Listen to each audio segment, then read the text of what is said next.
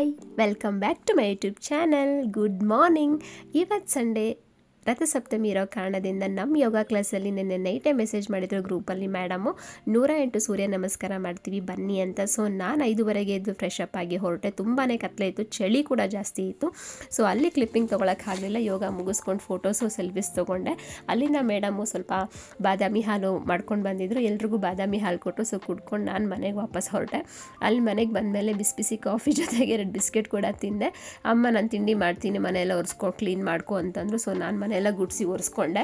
ಅದಾದಮೇಲೆ ಅಮ್ಮ ತಿಂಡಿ ಚಪಾತಿ ಮಾಡಿದ್ದೀನಿ ಅಂತಂದರು. ಚಪಾತಿಗೆ ತುಪ್ಪದ ಜೊತೆಗೆ ಸಕ್ಕರೆ ಹಾಕೊಂಡು ತಿಂದರೆ ಸಿಕ್ಕಾಪಟ್ಟೆ ಟೇಸ್ಟಿಯಾಗಿರುತ್ತೆ. ನಾವು ಚೈಲ್ಡ್ಹುಡ್ಡಲ್ಲಿದ್ದಾಗ ಸಿಕ್ಕಾಪಟ್ಟೆ ಆಸೆ ಪಟ್ಟು ತಿಂತಾಯಿದ್ದೆ. ಅದಾದಮೇಲೆ ನಾನು ಅದನ್ನು ತಿಂದೆ, ಇಷ್ಟ ಆಯಿತು. ಆಮೇಲೆ ಇನ್ನೇನು ಸ್ನಾನಕ್ಕೆ ಹೊರಡಬೇಕಿತ್ತು. ಸ್ನಾನಕ್ಕೆ ಕಡಲೆ ಇಟ್ಟು ಸ್ವಲ್ಪ ಅರಿಶಿನ ಹಾಲು ಹಾಕ್ಕೊಂಡು ಪೇಸ್ಟ್ ಮಾಡ್ಕೊತೀನಿ. ಸೊ ಇದು ವೀಕ್ಲಿ ನಾನು 2 ಟೈಮ್ಸ್ ಆದರೂ ಇದನ್ನು ಅಪ್ಲೈ ಮಾಡ್ಕೊತೀನಿ ಬಾಡಿಗೆ. ಅಂದರೆ ನಾನು ಸೋಪ್ ಹಾಕಲ್ಲ, ಅಟ್ಲೀಸ್ಟ್ ಇದು ಡೆಡ್ ಸ್ಕಿನ್ ಕೂಡ ಹೋಗುತ್ತೆ, ರಿಮೂವ್ ಆಗುತ್ತೆ, ಆ್ಯಂಡ್ ಟ್ಯಾನ್ ಕೂಡ ರಿಮೂವ್ ಆಗುತ್ತೆ. ಸೊ ಅದು ಸ್ನಾನ ಮುಗಿಸ್ಕೊಂಡು ಬಂದು ದೇವ್ರ ಪೂಜೆ ಮಾಡೋಕ್ಕೆ ಶುರು ಮಾಡಿಕೊಂಡೆ. ಅಮ್ಮ ನೆನೆನೇ ಎಲ್ಲ ರೆಡಿ ಮಾಡಿಟ್ಟಿದ್ದು, ನಾನು ಹೂ ಚೇಂಜ್ ಮಾಡಿ ಪೂಜೆ ಮಾಡಿಕೊಂಡೆ. ಪೂಜೆ ಎಲ್ಲ ಆದಮೇಲೆ ಸ್ವಲ್ಪ ಒಂದು 10 ನಿಮಿಷ ರೆಸ್ಟ್ ಮಾಡಿದೆ. ಆಮೇಲೆ ತಲೆ ಕೂಡ ಒಣಗಿರಲಿಲ್ಲ.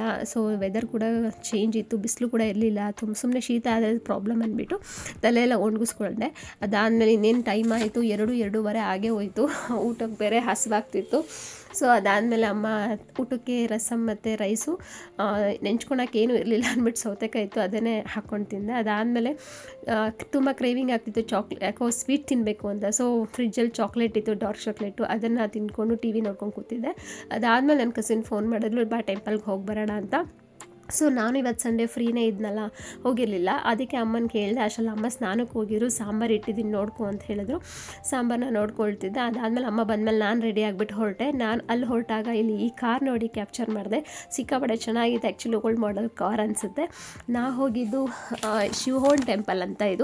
ಇದು ಬಂದು ಓಲ್ಡ್ ಏರ್ಪೋರ್ಟ್ ರೋಡ್ ಹತ್ರ ಮುರುಗೇಶ್ ಪಾಳ್ಯದಲ್ಲಿ ಬರುತ್ತೆ, ಬೆಂಗಳೂರಲ್ಲಿ. ಸೊ ಅಲ್ಲಿ ಜನರಲ್ ಟಿಕೆಟ್ ಬಂದು ಒಬ್ಬರಿಗೆ 150 ರೂಪಾಯಿ ಇರುತ್ತೆ. ಓಕೆ, ಒಬ್ರಿಗೆ 150, ಸ್ಪೆಷಲು 250 ರೂಪಾಯಿ. ಇನ್ನು VIP ಟಿಕೆಟ್ ಎಷ್ಟಿರುತ್ತೋ ಗೊತ್ತಿಲ್ಲ, ಕೇಳೋಕ್ಕೆ ಹೋಗಲಿಲ್ಲ. ಸೊ ಒಳಗಡೆ ಹೋದ್ವಿ. ಆ್ಯಕ್ಚುಲಿ ಈ ಟೆಂಪಲ್ ಬಂದು ಬೆಳಗ್ಗೆ 9 ಗಂಟೆಯಿಂದ ರಾತ್ರಿ 9 ಗಂಟೆವರೆಗೂ ಓಪನ್ ಇರುತ್ತೆ. ತುಂಬಾ ಚೆನ್ನಾಗಿತ್ತು. ಆ್ಯಕ್ಚುಲಿ ಇದು ಏನಂದರೆ ಈಗ ಶಿವರಾತ್ರಿ ಹಬ್ಬ ಹತ್ರ ಬರ್ತಿರೋದ್ರಿಂದ ಪೇಂಟಿಂಗ್ ಕೂಡ ಮಾಡ್ತಿದ್ರು. ತುಂಬಾ ಚೆನ್ನಾಗಿದೆ ಈ ಟೆಂಪಲು, ತುಂಬ ಪೀಸ್ಫುಲ್ ಅನಿಸ್ತು. ನಾನು ಫಸ್ಟ್ ಟೈಮ್ ಕೂಡ ಹೋಗಿದ್ದೀನಿ.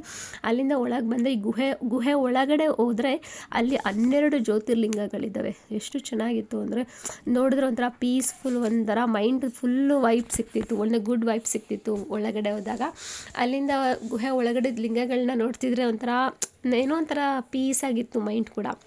ಅದಾದಮೇಲೆ ಆಚೆ ಬಂದಾದಮೇಲೆ ಅಲ್ಲಿ ಒಂದು ಈಚೆ ಕಡೆ ನೋಡಿರ್ತೀರ ಅನಿಸುತ್ತೆ ನೀವು, ಶಿವನ ಮೂರ್ತಿ ಇದೆ. ಶಿವನ ಮೂರ್ತಿ ಕೂಡ ಇದು ಬಂದು 65 ಅಡಿ ಇದೆ ಎತ್ತರ. ಇದು ಹತ್ರದಿಂದ ನೋಡ್ರಿ ಎಷ್ಟು ಚೆನ್ನಾಗಿ ಕಾಣಿಸುತ್ತೆ ಗೊತ್ತಾ. ಆಮೇಲೆ ಇದೇ ಥರನೇ ಗಣೇಶನ ಮೂರ್ತಿ ಕೂಡ ಇದೆ, ಅದು ಕೂಡ ಅಷ್ಟೇ 32 ಅಡಿ ಇದೆ ಈ ಗಣೇಶನ ಮೂರ್ತಿ. ತುಂಬ ಅಂದರೆ ತುಂಬಾ ಚೆನ್ನಾಗಿತ್ತು. ಅದನ್ನು ಮುಗಿಸ್ಕೊಂಡು ಮನೆಗೆ ಬಂದೆ. ಅಮ್ಮ ಮನೆ ಹತ್ರ ಇರೋ ವೀರಭದ್ರ ಸ್ವಾಮಿ ಟೆಂಪಲಲ್ಲಿ ಪ್ರತಿ ವರ್ಷ ಅಗ್ನಿಕುಂಡ ನಡೆಯುತ್ತೆ. ನಾನು ಯಾವತ್ತೂ ಹೋಗಿಲ್ಲ. ಸೊ ಫಸ್ಟ್ ಟೈಮ್ ನಾನು ಹೋಗ್ತಾ ಇರೋದು. ಹೋಗಿ ಬರೋಣ ಬಾ ಅಂತ ಹೇಳಿದ್ರು. ಸೊ ಬೆಳಗ್ಗೆನೇ ಆಗೋಗಿರುತ್ತೆ ಅಗ್ನಿಕುಂಡ. ಅದಾದಮೇಲೆ ನಾನು ಸಂಜೆ ಹೋದೆ, ಅಷ್ಟು ರಶ್ ಇರಲಿಲ್ಲ. ಸೊ ಹೋಗಿ ದರ್ಶನ ಮಾಡ್ಕೊಂಡು ಬರೋಣ ಅಂತ ನಾನು ಅಮ್ಮ ಹೊರಟ್ವಿ. ಅದಾದಮೇಲೆ ತುಂಬ ಏನು ರಶ್ ಇರಲಿಲ್ಲ. ಹೋಗಿ ದರ್ಶನ ಮಾಡಿಕೊಂಡು ಮಂಗಳಾರತಿ ತೊಗೊಂಡು ಈಚೆ ಬಂದ್ವಿ. ಈಚೆ ಕಡೆ ಕೂಡ ಲೈಟಿಂಗ್ಸ್ ಎಲ್ಲ ತುಂಬಾ ಚೆನ್ನಾಗಿತ್ತು, ಒಳ್ಳೆ ಗುಡ್ ವೈಬ್ಸ್ ಕೊಡ್ತಾಯಿತ್ತು. ಅದು ಆಪೋಸಿಟ್ಟು ಬಂಡಿ ಮಕ್ಕಳಮ್ಮ ಟೆಂಪಲ್ ಕೂಡ ಇರುತ್ತೆ. ಈಚೆ ಬಂದು ಆಮೇಲೆ ಅಮ್ಮ ನಾನು ಸೆಲ್ಫೀಸ್ ಎಲ್ಲ ತೊಗೊಂಡ್ವಿ.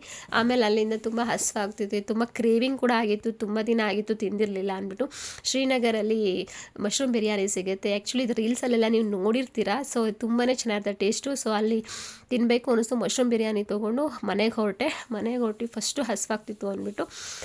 ಸೊ ಬಿಸಿ ಇದು ತಿಂದ್ಕೊಂಡೆ. ಸೊ ನೆಕ್ಸ್ಟ್ ಬ್ಲಾಗಲ್ಲಿ ಸಿಗ್ತೀನಿ. Thank you so much. Subscribe ಮಾಡಿ ಪ್ಲೀಸ್.